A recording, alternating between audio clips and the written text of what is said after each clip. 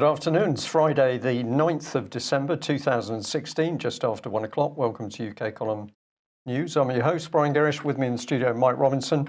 And we're delighted to say we'll be joined by live video Skype link by Vanessa Beeley, who will be speaking to us from Damascus. And we've also got David Scott from Northern Exposure, reporting from north of the border. Well, a couple of words on the weather. It's pretty overcast most places, Norfolk, Plymouth and Cardiff. It's a bit dark skied apparently north of the border, east central Scotland and Glasgow. But we're told it's a bit smoggy in Brighton, so not so bright in Brighton. Okay, well, let's get straight on then and go to Syria. And of course, the Russians have declared, or they've suspended combat operations, and Sergei Lavrov saying it's yet another operation to evacuate civilians willing to leave the place, and the biggest one so far is underway there. And of course, he's speaking about Aleppo. So I'm going to welcome Vanessa to the program. Thanks for joining us, Vanessa. What's the situation over there at the moment?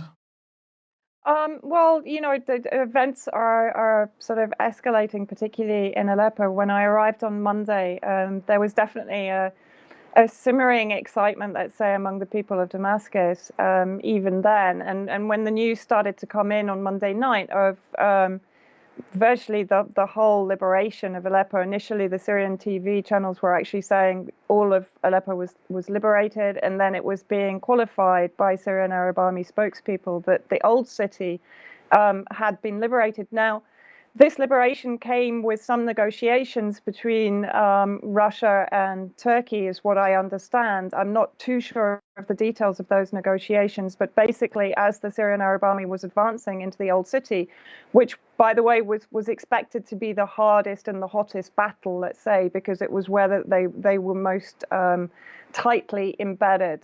And also the sort of the area where it was most heavily mined, where there were the highest number of snipers and so on. So this was expected to be the hardest battle. Thanks to the Russian-Turkish negotiations, the majority of those various NATO and Gulf state-funded militants and terrorists, led by Nusra Front, of course, laid down their arms. They surrendered. And so I would definitely see this latest ceasefire, in inverted commas, something that is very much under control of the Syrian and the Russian government, in order to allow the final evacuations of those civilians that have been incarcerated by the various militant and terrorist factions in East Aleppo, for sure. You know, one thing we have seen is that the numbers, of course, have been hugely exaggerated by the UN and, of course, by the Western media and Western governments. The numbers that we're seeing of civilians that are actually coming out of East Aleppo are much, much lower than have been broadcasted and amplified by our media, corporate media. And have any of the stories from Eastern Aleppo started hitting the news over there yet? Are we getting any witness testimony from civilians in East Aleppo? Yeah, I mean, and not only witness testimony, Mike, what we're seeing, I mean, the footage that is coming out on Syrian TV is quite extraordinary. I mean, we've seen a full 360-degree filming footage of inside, for example, the eye hospital, which was one of the original Syrian government hospitals inside East Aleppo that was requisitioned by the terrorist groups and turned into basically what looks like an arms store, a sniping tower, everything that we described it to be, but which Western media in their news fakery, of course, has been continuing to portray as a functioning hospital. But the actual film footage is showing the Hell Cannon missile stores, also the medicine stores. I mean, this is extraordinary. More footage is coming out now of how basically the militant factions and the terrorist factions had been stockpiling medicines, food, water supplies, weapons, I mean, everything. And so, again, you know, this completely dismantles 4 years of Western propaganda from the NGOs, from the think tanks, from the media, from the governments.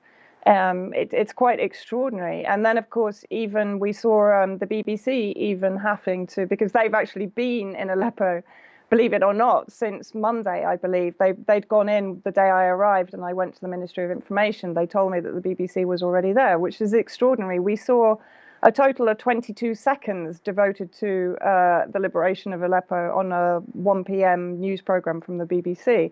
So they were obviously flailing around, deciding how on earth they could do damage limitation on the lies they'd been telling for 4.5 years. And Lies Doucet products, however you pronounce her name, produced a report basically on civilians leaving East Aleppo and praising President Assad, praising the Syrian Arab Army for their liberation and being allowed to finally return home to their house that had been occupied by the terrorist factions. So how many are left there at the moment? I mean, how much of East Aleppo is still to be liberated? A very, very, very small percentage. I mean, the official figure is around 80%. We're getting reports from on the ground that really it's only very, very sort of hardline factions or pockets that have been left. Of course, it appears that Channel 4 also put out an appeal for their camera woman, Wa'ad Al-Khatib, who of course has been producing many of the slightly spurious propaganda videos from inside East Aleppo. And they put out, Jon Snow himself put out an appeal for help for her to be got out of East Aleppo. And this was quite amusing when Jon Snow had been guilty of blatantly aggressively attacking Faris Shahabi, who's one of the most influential members of parliament inside Aleppo, who promptly, offered to help. What it now transpires, and of course it's now gone very quiet, is that it appears that Wa'ad Al-Khatib is not actually too keen on leaving East Aleppo, which raises the questions why. Yeah, well, indeed. Well, look, let's look at the reaction from the White House. And this is Patrick Henningsen's article on 21st Century War. New Obama executive action opens doors to unlimited arms for Islamist terrorists in Syria. And he says on Tuesday, Barack Obama issued a White House memorandum, and we'll show that in a second, which waives any arms export control restrictions on providing military assistance to any and all foreign forces in Syria. And this is according to a White House press release. And Patrick's saying presumably this includes not only guns and ammunition, but also lethal tow missiles and RPGs for tens of thousands of extremist foreign fighters and Salafi terrorists currently operating inside Syria, as well as thousands of US trained and equipped fighters waiting in camp for both Turkey and Jordan. So let's have a look at the text here. It's a little bit small, but that is available on that article if you want to read it in better detail. It is a memorandum for the Secretary of State and the Secretary of Defense, basically lifting these arms controls, export controls. This is a sheer act of desperation by the White House, isn't it, Vanessa? Oh, absolutely. Yeah, absolutely. I mean, it's we're seeing it across the board. Actually, we saw an article from Michael Weiss, who's a known Zionist supporter, on the Daily Beast, basically talking very much along these lines and pushing very hard for what we're seeing now is a hard push for partitioning. We've seen the EU basically offering financial incentives to President Assad to allow, let's say, the what they term as the moderate rebel factions autonomy in Syria. So in other words, to create statehoods within Syria. We saw this in a last-ditch attempt by Stefan de Mistura to give autonomy to East Aleppo, which of course was dismissed out of hand by both Russia and Syria, as will be any plans to partition Syria. And we're seeing a united front here from the United States and the EU. The Council on Foreign Relations put out an article also suggesting that maybe it was time, or some members were suggesting it was time to put pressure on Turkey and Saudi Arabia to provide manpads, so ground-to-air missiles. Although they did actually state quite clearly that they already have them. So I think what we're actually seeing is a desperate scrambling by the axis of intervention to again for damage limitation. You know, Aleppo symbolically is a huge victory for Syria. And it will be reflected throughout the rest of Syria. I mean, now what this does is it enables the Syrian Arab Army to move towards Idlib and towards Raqqa to liberate those areas. We're already definitely seeing a reaction from the terrorist factions on the ground. They've started to attack Palmyra again to try and, I think, to distract the Syrian army back to that front. But Russia has been bombing them and pushing them back towards Deir ez-Zor, which is another sort of major front for the Syrian Arab Army. So we're going to be seeing these attempts to take back control of the narrative, but also of the actual campaign in Syria. I think to a huge extent it's doomed to failure because Aleppo it's such a massive victory. And it's one that is going to enable the Syrian Arab Army to move forwards and to take back the other fronts that are obviously targets for the United States and for the EU. Vanessa, if I may, just a quick question from me. What is actually happening with respect to the terrorists? So they've laid down weapons. Well, some of them have in Aleppo at least. Where are they going? Are they staying put? Are they disbanding where they are? Or are they moving out of the area? And if so, are they being monitored? Again, this is an extraordinary aspect of this entire war that is being waged against Syria that is hardly ever discussed for very obvious reasons in Western media. The Syrian government, amnesty program and Ministry of Reconciliation work tirelessly to provide reconciliation and amnesty, even for, as they describe them, people who have murdered their own people. So if these fighters are Syrian, for example, they basically, provided they hand in their weapons, they are given full amnesty. Many of the extremist factions will be, if they're Syrian, will be bussed, as far as I know, to Idlib for the time being. Others, let's say, my understanding, again, I've been speaking to various people here, is those who might have originally been part of the so-called moderate Free Syrian Army who were then co-opted either or coerced into joining the more extremist factions will be given help to reintegrate and to re-establish within the community that they came from inside Syria. Now, this causes some controversy inside Syria itself among the people. So this is a very brave move by the Syrian government to try and heal Syria for the future. And again, it is something that is completely negated by Western media and Western governments. It's ignored. So if they are foreign militants, however, which we suspect that the majority in East Aleppo are foreign militants, there is a strong chance that they will be imprisoned. And then I'm kind of, this is slightly speculation. I don't have confirmation from the Minister of Justice, who I'm hoping to see shortly. And then negotiations will be had between their home country and the Syrian government as regards extradition. So it will be handled in a very sort of professional, legal way. Is certainly the impression that I am getting. Okay. Well, just before we move on to what else Sergei Lavrov had to say, there was just one other thing that struck me. If people are being moved to Idlib or to Deir ez-Zor, they're being pushed to Deir ez-Zor with more fighting. Does that mean that Deir ez-Zor, for example, is going to be the next Aleppo? And if that's the case, the mainstream media are going to have a problem because if they're proven to be propagandists in Aleppo, they're not going to be able to pull the same gag in Deir ez-Zor? Deir ez-Zor, there's one very good reason, Mike, why Deir ez-Zor has never been covered, actually. It's because I think this is a siege that has been going on for 2.5 years, and it's a siege 100% by ISIS, of civilians and of Syrian Arab Army soldiers inside Deir ez-Zor, surrounded by ISIS.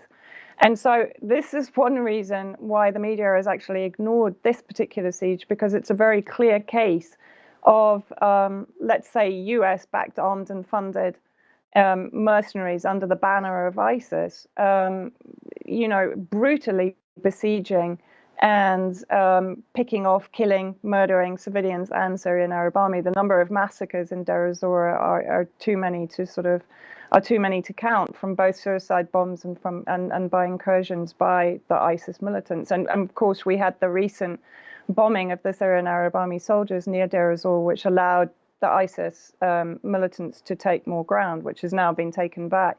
So Deir ez-Zor, yes, it will be a front, but I don't think we're going to see the same level of media interest in it, because it's going to be even harder for them to swing that one.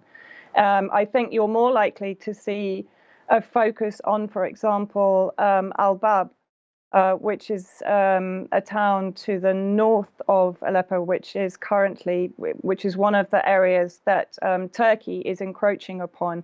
Basically, an area from Raqqa to Al-Bab to Manbij, which is to the north and to the east of Aleppo. That, in my opinion, that will be the next front, and that is where you may see the media try and pick up with their sort of siege and starvation narrative again. But it's going to be very difficult for them to retain any degree of credibility after the extent to which their lies have been exposed for the last 4.5 years on Aleppo. I mean, the black box of Aleppo has been found. Yes, indeed. This comment from Lavrov yesterday, I mean, it's pretty spectacular. He was saying, as for Jabhat al-Nusra, the United States is seeking to spare it. Naturally, we cannot accept that. Al-Nusra is a terrorist organization recognized as such by the United Nations, the United States, Russia, and other countries. It sets one thinking. I can't imagine anybody saying anything stronger in diplomatic terms. What he is saying here is, you guys are supporting terrorists, and we know you are. And we're saying it publicly now. So, the mainstream media may be in a bit of difficulty, credibility-wise, but this really puts the Obama administration under the cosh, doesn't it? Absolutely. And I mean, we saw this before, Mike, as I mentioned, with the bombing of the Syrian Arab army soldiers in Deir ez-Zor, which was a deliberate massacre of a national army by the United States coalition, including Britain and Denmark and Australia. And we saw it then that Russia took the very clear position that the United States was aiding and abetting ISIS in this instance. So here we now have them saying, well, actually, you're not only aiding and abetting ISIS, you are doing the same thing with Nusra, which is Al-Qaeda. Now, this is something that has been made clear, whether it's through WikiLeaks, whether it's through various and extensive documentation, including the Department of Intelligence Agency own redacted documents. So it's not news, but you're right, to see this stated quite so clearly on a diplomatic political platform is quite extraordinary. But I think it's also indicative of the extent to which the Russian patience has run out. It's not even running out, it's run out. And I think what we are seeing, and I think again what the liberation of Aleppo is particularly symbolic of, is a seismic shift in the paradigm, both geopolitically and just strategically, generally. I think we're seeing a massive shift away from a unipolar globalism focused very much on the United States, to now Russia being seen and perceived as a giant in diplomatic circles, and a giant that is not working from a basis of supremacism and racism and hegemony, but a giant that is very clearly working with a sovereign nation in order to resolve its issues and in order to cleanse it of what is fundamentally a terrorist invasion of a sovereign nation and the negation of the self-determination of the people of that country. And so you're seeing, in my view, you're seeing a massive shift. We're now also, by the way, seeing China. Actually, the Chinese envoy was here yesterday in Damascus giving a conference. And we're actually seeing China doing what it does best, investing in rebuilding in a very mutually beneficial way. This is not the US that will just come and destroy a country and then plunder its resources and leave it in a failed state, as it has done with Libya and Iraq. We're seeing countries who, yes, they may have their own self-interest in intervening in Syria at the behest of the elected Syrian government, so legally. But we're seeing genuine attempts to rebuild Syria and to invest in Syria in a positive and mutually beneficial way. This is extraordinary. You know, this is going to change the face of our future completely, is my opinion. And one very quick thing I want to say, which I only found out yesterday, is that Russia, at its own cost, is taking children from Syria with their parents, so they're paying for the parents and the child to go to Russia for treatment of either injuries from the war that's been waged against Syria, or even with chronic illnesses. Now, this is something that has not been mentioned anywhere in Western media. Even many of the Syrians I spoke to were not aware of it. This is a huge humanitarian effort being carried out by Russia that has gone completely beneath the radar of our media. Okay, well, look, I want to bring David Scott in at this point because, David, you wanted to bring up Boris Johnson's faux pas, if that's what it was.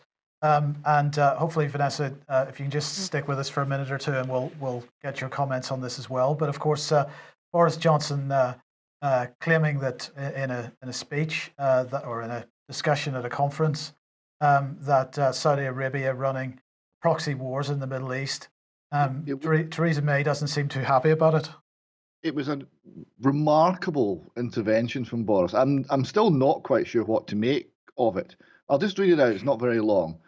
He said, there are politicians who are twisting and abusing religion and different strains of the same religion in order to further their own political objectives.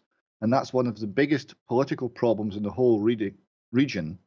And the tragedy for me, and that's why you have these proxy wars being fought the whole time in the area, is that there is not enough strong leadership in the countries themselves. So this is Boris calling for an end to subdivision and a return to strong national leadership. So this is Boris supporting Assad. No, what is Boris doing? He's actually telling the truth. Is someone not explained to him what's expected of him? Well, the answer to that is no, David, because of course now there are so many lies these people have been told. They're caught out. They don't even know what their own policy is, but they've all got huge egos, so they're going to say the first thing that comes into their head. Certainly, Mr. Johnson. But surely the basis of running a whole series of proxy wars to destabilize a nation is you don't go public and criticize the proxy wars to destabilize nations. It's like, if you're running a Ponzi scheme, you don't tell everyone it's a Ponzi scheme. It's kind of basic. Am I missing something here? Well, I think the only thing we could say is you are making the assumption that Boris Johnson does actually know what is going on. If you were in charge of an operation, would you tell Boris Johnson what you were really doing? Because he's such a buffoon, he could blow any part of it. So I'm going to say I rather think that, of course, he doesn't know what the full agenda is. He might know part of it, but he's a blundering idiot, I think I'm allowed to say, a loose cannon. So he's capable of coming out with all sorts of outrageous comments because the man, of course, is deluded. Vanessa, what are your thoughts? Well, I watched. I struggle to watch Boris at the best of times, but I watched him sort of labour his way through this statement.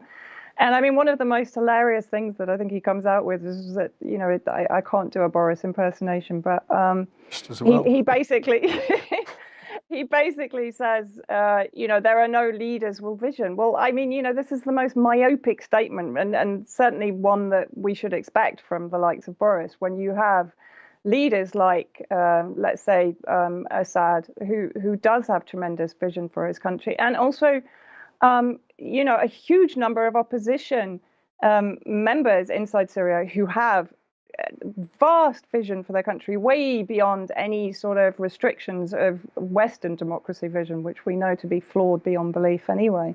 So, yeah, I mean, I think this is just Boris not without a clue of what he should really be saying, very much as he was when he was promoting the white helmets blindly. I would ask him, are the white helmets, one, are they still in East Aleppo? Two, are they going to be demining the mines that they planted that are blowing up civilians that are trying to to escape from East Aleppo? That would be my first question to him. So, you know, I think we have Boris here, yes, letting to a degree, letting the cat out of the bag and demonstrating his own ignorance, perhaps, of the what is going on behind his back, let's say. I would say there's still an element of promoting sectarian divisions. I mean, he's making the clear statement that these countries are flailing around in a sectarian mire because they don't have strong national leadership. Well, no, Mr. Johnson, they're flailing around in an imposed sectarian mire thanks to your government and your government's support of the creators of sectarianism, Saudi Arabia. So I'm a little bit with David on this. I'm a little bit flummoxed by this entire speech by Boris, but I wouldn't put any great store by him bucking any trends. I would just think that he's proving himself to be inept. Specifically called out Saudi, so that's why you've got the Saudis, Iran, everybody moving in and puppeteering and playing proxy wars. I mean, it could hardly be, from the line he's meant to be covering, worse. My only explanation here is that he's seen the way the mainstream media is going, and he's got an eye as a career as a presenter on InfoWars, and this is an audition tape. Yeah, so he's turning into a populist, David? Well, he's always had a bit of the populist about him, don't you think? Yes. Yes, well, look, Vanessa, thank you very much for joining us. I know you're going to run. Well, I mean, you're welcome to stay if you'd like, but if you need to go, that's fine. I just want to get the thank you in now, just in case. But we shall... Yes, go ahead, yeah. No, can I just put out a huge thank you to the viewers for all those that have contributed and made this trip possible. I wouldn't be here without all of you. And it's a tremendous opportunity to be in Syria at Christmas, and also to be able to go to Aleppo and see this liberation, which is an extraordinary triumph for the Syrian people, actually, against a massive hybrid war that has been waged against them. Okay, well, yes, well, thank you for your work as well, and certainly there've been plenty of thanks for you from the people in the chat box as well. So that I think that's great. It's excellent. Thank you, Vanessa. Okay, so training. Well, we're running tight for time today, but this is just a picture of, whilst the government's telling us we're all going to be murdered in our beds by terrorists, and of course we're going to be attacked by Russia, and China's also going to attack us, apart from when they're rebuilding our nuclear infrastructure. But what is the government doing at home? Well, we were alerted this morning to the fact that another Royal Navy Engineering College, HMS Sultan in Portsmouth, is going to be closed. And the local MP, here she is, Caroline Dinenage, is, well, she's been getting very excited by sitting down, having a cosy chat with the Secretary of State for Defence, Michael Fallon, and the Chancellor, Philip Hammond, because she's got concerns that this engineering college is going to be closed. So there they are, having their comfortable little discussion. It's all very nice. And have a look at this. She said that basically she was worried about the cumulative impact of the disposals. It's not only HMS Sultan, there's other mod property that's going to go as well, but she said it's going to have an impact on Gosport's economic base. That's Portsmouth area, effectively. She made clear her position that to lose the excellent training establishment at Sultan would be to the detriment of Gosport, the Royal Navy and the country as a whole. So that sounds pretty important. Now, she should know what she's doing, because apparently she was the creator of the all-party parliamentary group for maths and numeracy. So presumably she's good with figures. We'll come on to that very shortly. Now, one of the other colleges that was closed some time ago was Manadon, the Royal Navy Engineering College in Manadon in Plymouth, and that was sold off for short-term Ministry of Defence savings and to build 600 houses. So let's bring in this headline. Here's the famous Royal Navy Type 45s, because they've now clocked up a £1 billion bill because their engines don't work properly. And it's now been revealed, of course, that the Ministry of Defence didn't check these, to which we say that the real cause, of course, is that you've got rid of the engineering expertise within the Royal Navy, and you're now seeing the madness of what's going on here, that in order to save money, they're closing facilities, spending billions to repair the problems effectively. So we'll bring her back in again, and on her webpage, she was boasting about this in the wake of the autumn statement. The Chancellor announced that they'd got a quick 23 billion available for this, the Productivity Investment Fund. So you shut down the engineering facilities, you end up with £1 billion bill, but don't worry, because we've got another 23 billion to set up engineering facilities. So we'd just like to praise that young Conservative Party representative, because clearly she's exceptionally good at maths, and no doubt we're going to see more closures of Britain's defence infrastructure because there's such a serious threat from China, Yes. Russia, terrorism. Yes. Well, human rights, Brian. Let's bring Baroness Inley on screen. We like to bring Baroness Inley on screen whenever we can. And because tomorrow is United Nations Human Rights Day. And so the Foreign and Commonwealth Office is celebrating that today. And Baroness Inley had some things to say. She said, all around the world, people's human rights are under threat. So the role of civil society and human rights defenders has never been more important. And if you go and find her speech and read through it, she's talking about civil society. She's talking about civil society organizations, the role of NGOs. She said it also underlines the importance of NGOs and wider civil society in promoting respect for human rights and in helping states achieve long-term security and sustainable economic development. So there you go. An active civil society is a hallmark of a mature society, one that is open to challenge and able to protect the rights of its citizens. Governments should not only allow but proactively nurture a healthy civil society. They should commend human rights defenders, not condemn them, and so on. Let's see, what does this one say? A shrinking civil society harms a country's stability, economic prospects, and wider social development. That's because whenever you have a shrinking civil society, the first thing we do is aim for regime change, because civil society is all about Western democratic values, and I put heavy inverted commas around democratic. And she said, providing space for civil society to operate is therefore crucial to the spread and strengthening of democracy around the world. And of course, yes. Sorry. Yes. I'm chuckling in the background at the thought that the British are going to spread democracy. Absolutely, absolutely. So, well, what's this all about? Well, NGOs, of course, NGOs have existed for 120 years or something like that. But the phrase non-governmental organization, that sort of came out of the United Nations in 1945, Article 71 of Chapter 10 of the UN Charter, and it sets up a consultative role for organizations that are neither governments nor member states. And this is the type of participatory democracy that we've been talking about, where only charities and NGOs get to participate and individuals don't. Now, NGOs, that applies to any non-profit, non-governmental organization, of course, but the term civil society organization only applies to those NGOs that are accredited by the United Nations and hold consultative consultative status by this organization, the Economic and Social Council. So this is part of the United Nations Economic and Social Council. But what they said in 1995 in this document, our Global Neighbourhood, which is a United Nations document published by it's a report of the Commission on Global Governance, which is a United Nations funded organization. 1995, this was published. It said that in 1995, there were 28,900 international NGOs worldwide and hundreds of thousands of national NGOs.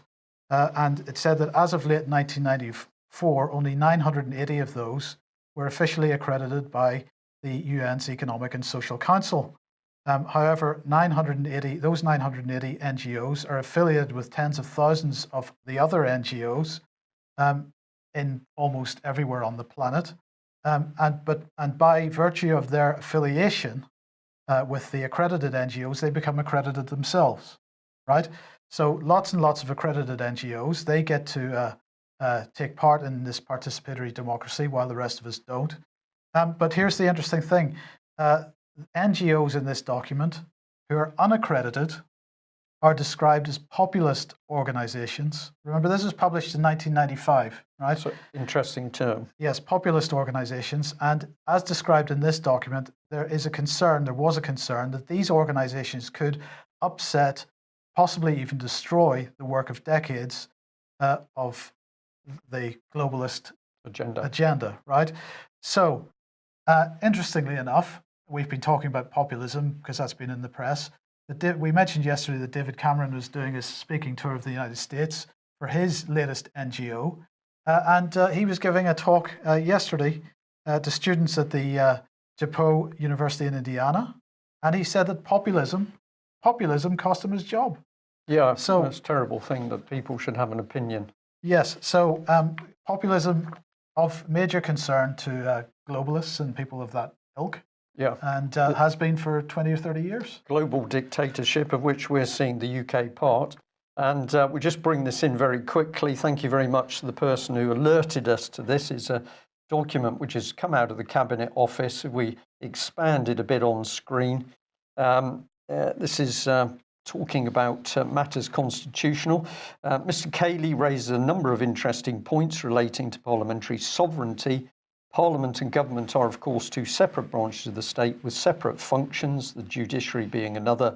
The powers vested in the executive through the royal prerogative or otherwise, and the powers accorded to Parliament are therefore not the same. Within this, Mr. Cayley will be aware that the United Kingdom is a representative democracy in which Parliament is supreme. Parliament can make or unmake any law, and the courts do not have a power to declare a statute unconstitutional and therefore invalid. So we've got the massive conservative lie here that Parliament is supreme, Parliament is sovereign, and this should be seen in the context of David Cameron, who talking to the Conservative Women Group said all he was really interested in was making sure that his party, the Tory party, had complete dominance in the political spectrum. That's a dictatorship. And if we're pointing a big stick at Parliament, we better point a big stick in this direction, because I just really couldn't believe this. This is the Daily Mail with a huge feature on this group of people who were apparently having some form of fancy dress parade. I just thought to myself, what would I think about them if I was living on the street and probably feeling quite hungry? Well, interestingly, we'll be talking about benefits fraud later on, so maybe... Yeah. Yes. I don't know whether the men were worried in this picture, but they tend to sort of strap up their trousers for some reason. But the other thing that caught my eye was this, of course, medal upon medal there with Prince Philip. So we've got Big Al Blackman imprisoned for fighting for crown and country. No medals for him, dripping in medals and a life of luxury for the others. I find it obscene these days. And as I discover more about the lifestyle of our royal family, I find it even more obscene. David, any thoughts? Well, I'd like to go back, if I may, to the comment on the closure of the engineering college. This is really ripping the heart out of the Royal Navy. From an engineering point of view, and it's my profession, if you outsource key functions, what happens is you de-skill an organisation. You become more and more efficient at doing less and less, and eventually extremely efficient at doing nothing at all. It's a terminal move that will take the heart out of an organisation. It's fine if it's peripheral matters, if it's payroll or something. But if you're talking about putting a ship into a position and making it operate as a machine, as a fighting machine, then this is absolutely key infrastructure that's been removed, and it seems to be again part of the assault on the Royal Navy that you've covered in so much detail over the last years. Well, David, you're absolutely right on that, and I'll just add that we do get some good reports on particularly the Royal Navy, but we have to be very careful in what we say. The minimum I can say is the reports are of utter chaos within the Royal Navy, and ships which are simply not able to function because either they don't have the skilled engineers on board, or there's problems with spares, or the equipment itself is defective. And yeah, closing down the colleges will make sure, of course, that the Royal Navy simply can't function. Right, a couple of advertisements. We just wanted to mention that next Friday, the 16th, will be the last UK Column News of 2016. We've got a lot of work piling up that we haven't been able to do during the year that we want to get done over the Christmas break. So we're taking an extended Christmas break. 16th is the last news, and we will be back on the 4th of January. What's next, Brian? Well, we'd like to say a big thank you to all the people who are subscribing to us and those who kindly donated. We do appreciate it. We do also have to say we need more support. What we would like to see is, out of the number of people who are clearly supporting the UK column, it would be wonderful if we had the vast majority of people contributing a little bit, instead of what we see is many people being very generous to us. So I'm going to say thank you to anybody who's contributing in whatever way, but we still need your financial support to do what we do, and we are very keen to expand what we're doing, because as the other side are telling us very clearly, they are now starting to suffer by ordinary people putting out truthful news. So we're being told that what we and many other people are doing is working. We'd like to do more of it. Yes. And we'll just move on and say that we have had some brief contact with the Dohertys. And David, could I just ask if you'd give us a little update as far as you think you can on the subject of the Dohertys? Well, it seems that the children have been taken into care. I imagine that means a permanent care order. We don't know full details yet. The Dohertys themselves are still in a very perilous, parlous condition in Ireland. And the next thing that I'll be doing after this broadcast is going off to transfer some funds so that they can eat this weekend. And those are funds very kindly contributed by UK column viewers. And we will be hoping that we'll be able to get something more permanent arranged so that they're safe, and we can start to help them in more practical and long-term ways, because simply getting them through another weekend is not going to do anything in the longer term. There's a much bigger problem here.